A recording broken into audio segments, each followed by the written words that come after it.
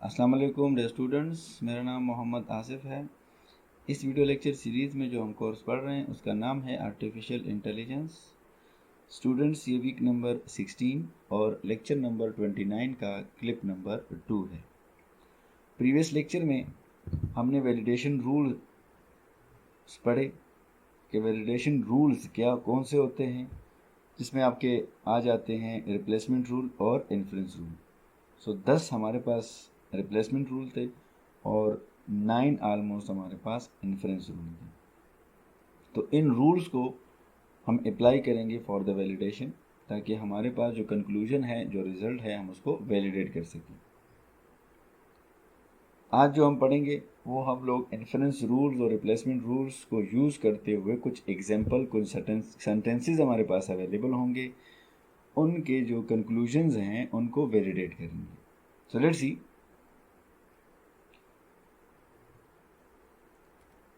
हम प्रूव कैसे करेंगे? Let's assume that we are given the following argument and we have to prove its validity. Example number 1 है, let's say यहाँ पर जो एग्जाम्पल 1 गिवन है वो ऑलरेडी कन्वर्टेड है इनटू द वेरिएबल्स। तो आपके पास एग्जाम्स में डायरेक्टली इस शेप में भी आ सकता है क्वेश्चन, या आपके पास सेंटेंसेस या आर्गुमेंट फॉर्म में क्वेश्चन अवेलेबल होगा। उसमें से आप लोगों ने उसको कन्वर्ट करना होगा पहले उसको वेरिएबल्स में, जैसे कि हम लोगों ने वीक 15 में ये सारा कुछ डिस्कस किया था कि आप लोग कैसे कन्वर्ट करेंगे वेरिएबल्स में। लेकिन फर्स्ट स्टेप आपका ये होगा कि आप उसको सेंटेंसेस से, अगर सेंटेंसेस या आर्गुमेंट्स अवेलेबल हैं, उनको आपने कन्वर्ट करना होगा वेरिएबल्स में। तो अब हमारे पास यहाँ पे कुछ प्रेमिसेस अवेलेबल हैं, कुछ फैक्ट्स अवेलेबल हैं जिसको हमने वैलिडेट करना है। वैलिडेशन हमने क्या करनी है, ये हमारे पास कंक्लूजन है। आई होप आपको नजर आ रहा है।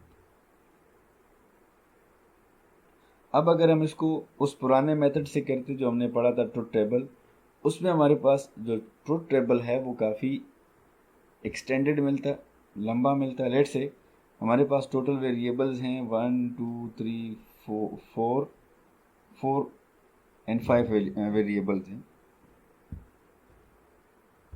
4 वेरिएबल्स हैं ओवरऑल, क्योंकि एक निगेशन है। सो इसका अगर हम करते हैं 2 4 तो ऑलमोस्ट 16 रोज बनते हैं। तो अगेन एक थोड़ा सा कम्प्लेक्स एग्जाम्पल बन जाएगा, और फिर उसके बाद उसको वैलिडेट करना। तो क्यों ना with in few steps with the help of replacement rules और द इन्फ्रेंस रूल हम इसको सॉल्व कर सकें। कैसे सॉल्व करेंगे मैं आपको बता चुका हूं कि अगर आपके पास सेंटेंसेस गिवन हो, आर्गुमेंट्स गिवन है, उसको आप पहले वेरिएबल्स में कन्वर्ट कर लेंगे। और अगर आपको ऑलरेडी वेरिएबल्स में अवेलेबल हैं, फिर तो आपको करने की ज़रूरत नहीं है स्टेप नंबर 1 को। अब स्टेप नंबर 2 में आपने करना ये है कि हमारे पास आपने इन सेंटेंसेस को कन्वर्ट करना होगा नंबर्स में। ठीक है, नंबर्स आपके पास, मतलब आपने इस इक्वेशंस को नंबर देने हैं। प्रेमिसेस नंबर 1 को आपने नंबर 1 दिया, then 2, then 3 and then 4 and then 5।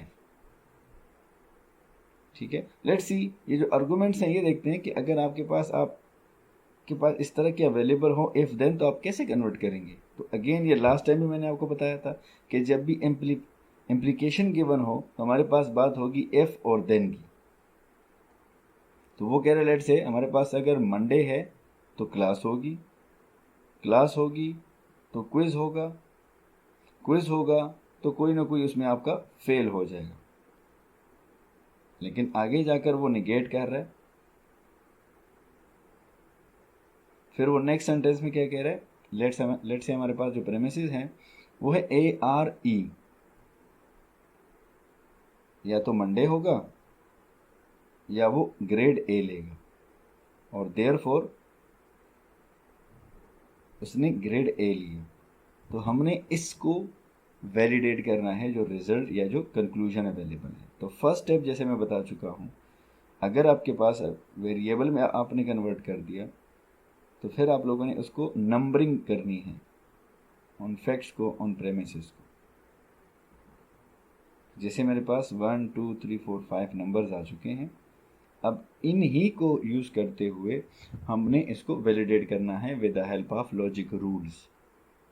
तो अब हमने वैलिडेट क्या करना है, आई होप सबको पता है कि हमने ये जो रिजल्ट आ रहा है आपका, इसको वैलिडेट करना होगा।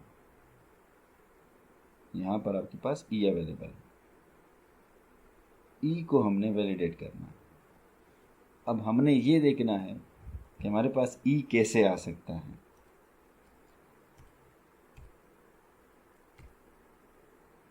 Notice that in line 5 we have also given the conclusion which we want to derive। जैसे मैं बता चुका हूँ कि हमारे पास E जो है ये हमारे पास कंक्लूजन है। अब हमारे पास E कहाँ से आएगा, अब ये देखेंगे with the help of inference rules और रिप्लेसमेंट रूल्स में।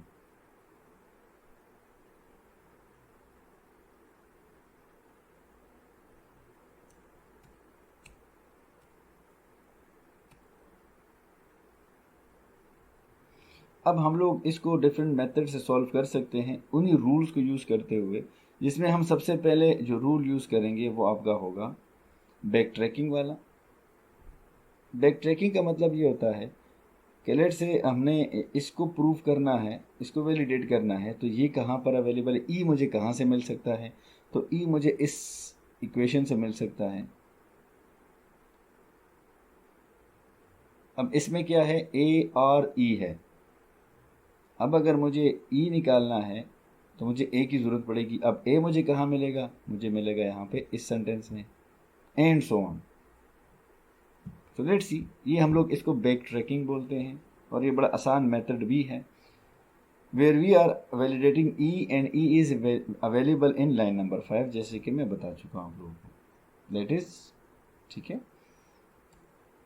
We will be look for और विद इन द रूल्स। अब हमने सबसे पहले यहाँ पर अगर ई फाइंड करना है या निकालना है इससे, तो वो मुझे कहाँ कैसे मिलेगा, वो अगर आप लाइन नंबर 5 देखें ए और ई में, तो ई हमें चाहिए, और क्योंकि यहाँ पर और ए भी गिवन है तो हमने देखना है रूल्स में कि और कहाँ पर अवेलेबल है। तो हम उन रूल्स को दोबारा से देखते हैं ज़रा, जो ऑलरेडी हम पढ़ चुके हैं। अगर आप फर्स्ट रूल को देखें जिसका शॉर्ट नेम है MP, ये इम्प्लीकेशन है, ये भी इम्प्लीकेशन है, सेकेंड रूल भी यूज़ नहीं हो सकता, थर्ड में भी इम्प्लीकेशंस हैं। फोर्थ रूल में अगर आप देखें डिसजंक्टिव सिलोजिज्म में DS जिससे डिनोट कर रहे हैं कि P और Q है, लेकिन इसकी कुछ रिक्वायरमेंट है। रिक्वायरमेंट ये है जो कि रूल नंबर 4 है, इसकी रिक्वायरमेंट के मुताबिक अगर हमारे पास negation of one variable available है, मगर इसका मतलब ये है कि हमारे पास अगर नेगेशन ऑफ एंटीसीडेंट अवेलेबल है तो हम कंसीक्वेंट फाइंड कर सकते हैं। तो इन शॉर्ट हम लोग रूल नंबर 4 यूज़ करेंगे जिसमें और अवेलेबल है।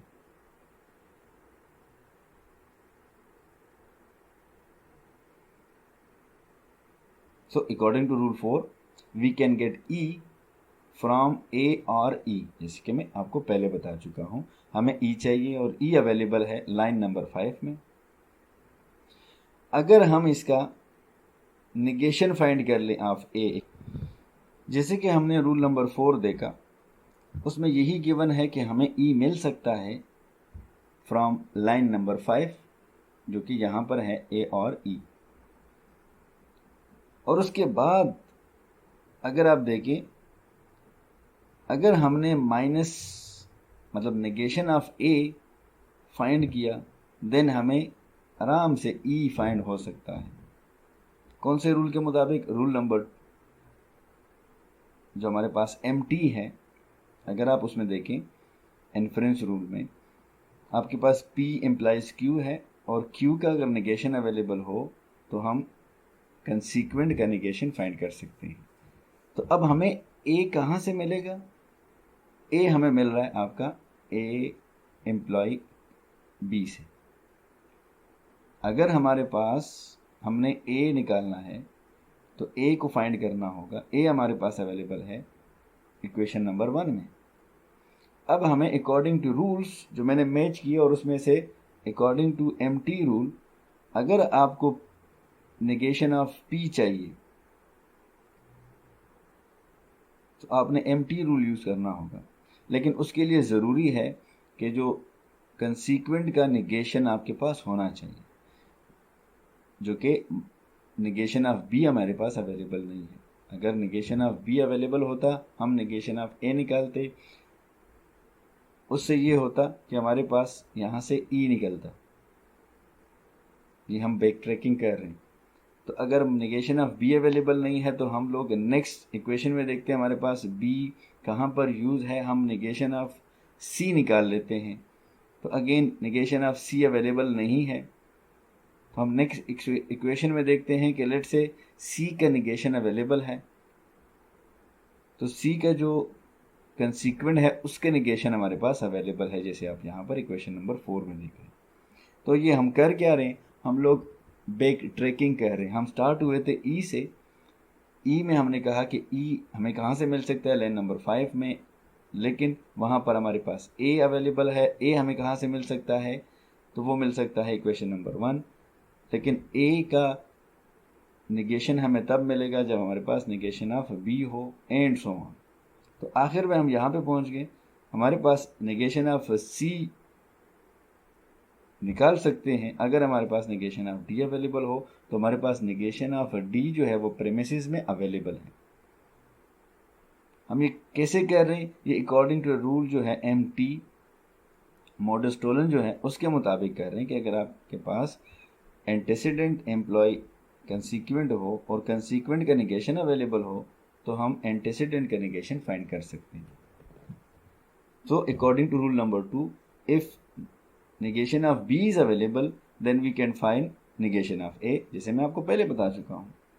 If negation of B is not available, so we will look for negation of C and so on. So ये हम लोग बैक ट्रैकिंग कर रहे हैं। तो ये हमारे पास गिवन फैक्ट्स अवेलेबल थे। अब इसके अंदर हम लोग उन रूल्स को यूज़ करते हुए जो मैंने आपको बताए, इन्फरेंस रूल जो हैं, जिसमें सबसे पहले हमने एम टी यूज़ किया कि हमें निगेशन ऑफ सी मिल सकता है अगर निगेशन ऑफ डी अवेलेबल हो। तो डी अवेलेबल है निगेशन ऑफ डी, तो हमने कहा कि निगेशन ऑफ सी हमें मिल गया with the help of M T rule. M T rule क्या था वो मैं आपको पहले भी बता चुका हूँ, अभी मैं आपको प्रिंट करवा दूंगा। अगर हम इक्वेशन नंबर 3 और 4 पे वो अप्लाई करें तो 3 और 4 क्या है, ये है। तो ये हमारे पास P लेट से और ये है Q, तो Q का निगेशन अवेलेबल है, P का निगेशन हमें मिल गया अकॉर्डिंग टू एम्प्टी रूल। तो हमारे पास एक नई इक्वेशन बन गई। इसी तरह इक्वेशन नंबर 7 में अब हमें वापस जाएंगे तो निगेशन ऑफ B चाहिए। निगेशन ऑफ बी हम तब फाइंड कर सकते हैं जब हमारे पास निगेशन ऑफ सी अवेलेबल हो, तो सी अवेलेबल हो चुका है। तो अब हम लोग इक्वेशन नंबर 2 और इक्वेशन नंबर 6 को यूज़ करते हुए हमारे पास निगेशन ऑफ बी अवेलेबल हो जाएगा। मैं ये दोबारा बता दूं कि हम सारा क्यों कर रहे हैं, क्योंकि हमें ए चाहिए। ठीक है, तो according to rule M T हम अगर इक्वेशन 2 और 6 पर ये अप्लाई करें, 2 और 6 पर अप्लाई करें, तो हमारे पास निगेशन ऑफ बी अवेलेबल हो सकता है। अब निगेशन ऑफ बी अगर आपके पास अवेलेबल है तो अगर आप इक्वेशन नंबर 1 में देखें निगेशन बी अवेलेबल है, तो हम लोग निगेशन ऑफ ए फाइंड कर सकते हैं। अगेन एम टी जो रूल है इन्फ्रेंस का उसको यूज़ करते हुए इक्वेशन नंबर 1 और इक्वेशन नंबर 7 को यूज़ करते हुए हमने निगेशन ऑफ ए जो है वो निकाल लिया। अब हमारे पास निगेशन ऑफ ए आ चुका है, सो हम ई फाइंड कर सकते हैं, या हमने कर लिया find according to rule D S, disjunction disjunctive syllogism, जिसका एब्रीविएशन है डी एस। वो कहते हैं अगर हमारे पास P और Q अवेलेबल हो, ये देखिए A और E अवेलेबल हो और हमें E चाहिए, तो आपको निगेशन ऑफ P चाहिए होगा। आपको निकालना होगा। तो हमारे पास निगेशन ऑफ ए आ चुका है। तो अकॉर्डिंग टू रूल नंबर 5, ये देखिए इक्वेशन नंबर 5 सॉरी, और इक्वेशन नंबर 8 हमने ई फाइंड कर लिया। तो हमने इसको क्या किया, प्रूव किया, वैलिडेट किया with the help of validation rule, कि हमारे पास अगर ये इक्वेशन गिवन हो तो हम इस कंक्लूजन को कैसे फाइंड कर सकते हैं।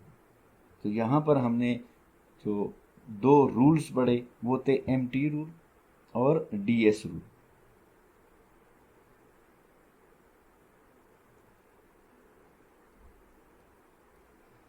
इसी एग्जांपल को दूसरे मेथड से सॉल्व करते हैं। सेम इक्वेशंस अवेलेबल हैं। हमने ई फाइंड करना है, ई को वैलिडेट करना है। तो ई हमें कहाँ से मिल रहा है। अब हम इस दफ़ा बैक ट्रैक नहीं करते। हमारे पास एक रूल है एच एस अगर हम अप्लाई करें, ये हमारे पास एच रूल है कि पी एम्प्लॉय क्यू हो और क्यू एम्प्लॉय आर हो, तो हमारे पास आ सकता है पी एम्प्लॉय आर। तो यहाँ पर अगर आप देखें 1 और 2 इक्वेशन में ए एम्प्लॉय बी और बी एम्प्लॉय सी अवेलेबल है। अकॉर्डिंग टू दिस फार्मूला हम इसका ए और सी निकाल सकते हैं। तो ए एम्प्लॉय सी हमने निकाला। फिर इक्वेशन नंबर 7 में हमने 6 और 3 पे एच एस रूल अप्लाई किया। 6 और 3, ये है 6 और ये है 3, कि हमारे पास ए सी और सी डी अवेलेबल हो, तो हम ए डी निकाल सकते हैं, ए एम्प्लॉय डी। और फिर हमने इक्वेशन नंबर 8 में 7 और 4 पर एम टी जो रूल है वो अप्लाई किया, 7 4। तो ये हमारे पास ए डी। अब एच टी क्या है, M T sorry, M T हमारे पास रूल है कि अगर हमारे पास पी एम्प्लॉय क्यू अवेलेबल हो हम और क्यू का निगेशन अवेलेबल हो, हम पी का निगेशन फाइंड कर सकते हैं। तो 7 हमारे पास है ए एम्प्लॉय क्यू, ए एम्प्लॉय डी, और 4 में अवेलेबल है निगेशन ऑफ डी। तो निगेशन ऑफ डी अगर अवेलेबल है तो हम निगेशन ऑफ ए फाइंड कर सकते हैं, जो कि हमने यहाँ पे फाइंड किया। और अगर हमने ये कहा अगर हमारे पास यहाँ पर निगेशन ऑफ ए अवेलेबल है, यहाँ पर सॉरी ए अवेलेबल है, तो हम ई निकाल सकते हैं according to the M T sorry D S formula. Equation 5 और इक्वेशन जो 8 है, अगर हम उस पर डी एस का फार्मूला अप्लाई करें, जो रूल है वो अप्लाई करें, जो कि है पी और क्यू, क्यू का निगेशन हमारे पास हो तो हम लोग क्यू फाइंड कर सकते हैं।